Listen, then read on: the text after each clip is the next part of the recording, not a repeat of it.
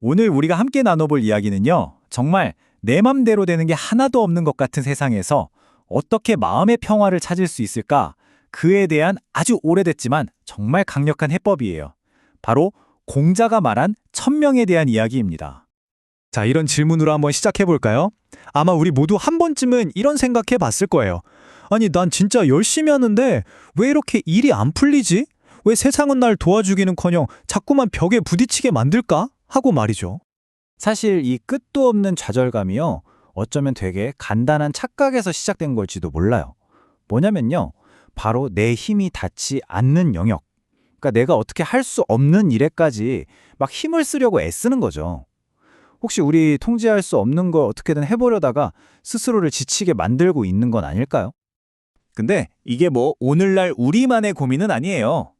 놀랍게도 수천 년 전에도 똑같은 고민이 있었거든요. 위대한 사상가 공자, 그리고 그의 제자 자로의 이야기가 바로 이 문제를 아주 생생하게 보여줍니다. 자, 상황은 이렇습니다. 공자가 정말 아끼던 제자 자로가 있었는데요. 이 사람이 공백료라는 사람한테 말도 안 되는 모험을 당한 거예요. 평생을 바쳐서 쌓아올린 명성이 진짜 한순간에 와르르 무너질 위기에 처한 거죠. 동료들은 뭐 당연히 분노했죠. 이 부당한 상황을 어떻게 참냐? 당장 저 공백료는 혼내줘야 한다. 이렇게 난리가 난 겁니다.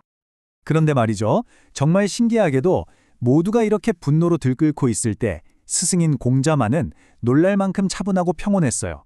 그리고는 이 문제의 판 자체를 완전히 뒤집어버리는 전혀 다른 차원의 이야기를 꺼냅니다. 자, 이 부분이 정말 핵심인데요. 공자가 뭐라고 했냐면요, 도가 세상에 펼쳐지는 것도 천명에 달린 거고 도가 사라지는 것도 천명에 달린 거다. 저 공백료 같은 사람이 감히 천명을 어떻게 하겠느냐? 와, 이 한마디로 제자들의 그 들끓던 시선을 눈앞에 공백료라는 한 사람에게서 천명이라는 훨씬 더 거대한 흐름으로 확 옮겨버린 거죠. 이게 그냥 에이, 화내지 말고 참아라, 이런 얘기가 절대 아니에요. 지금 우리를 괴롭히는 저 사람조차도 사실은 이 거대한 운명의 흐름 속에 있는 아주 작은 조각일 뿐이라는 걸 깨달으라는 거죠. 그러니까 한 사람의 얕은 꾀가 시대의 큰 흐름, 이 진리가 나아가는 길을 막을 수는 없다는 그런 엄청난 통찰인 겁니다. 자, 그럼 대체 공자가 말한 그 천명이라는 게 뭘까요? 이 공자의 지혜는요, 우리 삶을 딱 두 개의 영역으로 나누는 것에서부터 시작됩니다. 아주 명확하게요. 이 슬라이드가 정말 중요합니다. 이게 마치 우리 고통의 근원을 보여주는 지도 같거든요. 보세요. 왼쪽은 하늘의 영역이에요. 결과, 성공이나 실패, 부와 명예, 심지어 다른 사람이 나를 어떻게 생각하는지, 이런 건 우리가 어떻게 할 수 있는 게 아니에요. 이걸 억지로 바꾸려고 하니까 우리가 괴로워지는 거죠. 반면에 오른쪽, 인간의 영역을 보세요. 과정, 나의 원칙, 나의 노력, 내 행동, 이것만큼은 온전히 우리가 통제할 수 있는 유일한 영역이라는 겁니다. 이걸 한마디로 딱 요약한 말이 부귀제천, 부와 명예는 하늘에 달려있다, 이런 뜻이죠. 근데 이거 절대 오해하면 안 돼요. 에이, 그럼 다 운명이니까 포기하자, 이런 패배주의가 아니에요. 오히려 그 반대죠. 내가 어쩔 수 없는 건 쿨하게 인정하고 거기서 오는 불필요한 스트레스에서 벗어나는 거예요. 일종의 지적인 해방이라고 할 수 있겠죠. 한자를 하나하나 뜯어보면 그 의미가 더 확실해져요. 목숨 명자를 보면요, 사람 인자에 명령 명자가 합쳐진 거거든요. 말 그대로 사람에게 내려진 명령이라는 거죠. 우리가 태어날 때부터 주어진 조건들, 바꿀 수 없는 환경 같은 것들, 이게 바로 우리가 일단 받아들여야 하는 삶의 기본 세팅값인 셈입니다. 그에 반해서 길 도자를 보세요. 머리 숫자랑 달릴 주자가 합쳐졌죠? 그냥 머리로만 생각하는 게 아니라 직접 발로 나아가는 걸 의미해요. 그러니까 주어진 조건 위에서 내가 주체적으로 걸어가는 나의 길, 나의 태도와 노력을 뜻하는 거죠. 우리의 모든 힘과 가능성은 바로 여기에 있는 겁니다.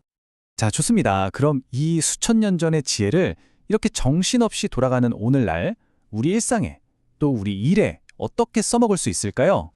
하늘의 영역과 인간의 영역을 구분하는 거요.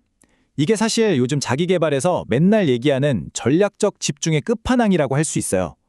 나의 한정된 에너지를 어디에 쏟아야 가장 효율적일지 알려주는 정말 강력한 정신적 나침반이 되는 거죠. 이게 현실에서 어떻게 작동하는지 한번 볼까요? 여기 스타트업 CEO 서준 씨가 있어요. 계속 실패하고 투자도 못 받고 정말 힘든 상황이죠. 근데 이 사람은 시장이 어떻고 경쟁자가 어떻고 이런 탓을 하지 않았어요. 변덕스러운 시장 상황은 어쩔 수 없는 하늘의 영역이라고 딱 인정한 거죠. 그리고 대신 자기가 통제할 수 있는 유일한 것, 바로 우리 제품의 핵심 가치를 높이는 일에 모든 에너지를 쏟아 부은 겁니다. 자, 그럼 이제 이 지혜를 가지고 구체적으로 어떻게 해야 우리 마음의 평화를 되찾고 더 단단하게 살아갈 수 있을지 그 실천 방법으로 한번 넘어가 보죠. 여기서 핵심은 이거예요. 1000명을 난 안 돼 하고 나를 묶어두는 쇠사슬로 보는 게 아니에요. 오히려 이쪽은 네가 신경 쓸 일이 아니야 라고 알려줘서 불필요한 에너지 낭비를 막고 내가 진짜 가야 할 길을 비춰주는 가이드라인으로 보는 거죠. 자, 그럼 어떻게 하느냐? 스텝은 간단합니다. 첫째, 내가 어쩔 수 없는 것들을 인정하세요. 둘째, 꼭 성공해야 돼 같은 결과에 대한 집착을 내려놓으세요. 셋째, 내가 가야 할 길, 내가 지켜야 할 원칙, 즉 나의 도가 뭔지 명확히 하세요. 그리고 마지막으로 바로 그 길을 걷는데 100% 에너지를 쏟아붓는 겁니다. 초점을 결과에서 과정으로 완전히 옮겨오는 거죠. 진실이 밝혀지고 정의가 이기는 데는요, 다 그만의 타이밍이 있는 것 같아요. 우리가 할 일은 그걸 억지로 앞당기려고 안다라는 게 아니에요. 그냥 어떤 상황이 와도 묵묵히 나의 길을 걸으면서 내 할 일을 다 하는 거죠. 어쩌면 그게 가장 품이 있고 또 가장 강력한 저항일지도 모릅니다. 그래서 마지막으로 이 질문을 여러분께 드리고 싶습니다. 지금 여러분을 힘들게 하는 그 문제 앞에서 여러분의 그 소중한 에너지는 지금 어디에 쓰이고 있나요? 하늘의 영역인가요? 아니면 인간의 영역인가요? 기억하세요. 결과는 하늘의 몫일지라도 그 길 위를 한 걸음 한 걸음 내딛는 그 단단한 발걸음만큼은 온전히 당신의 것입니다.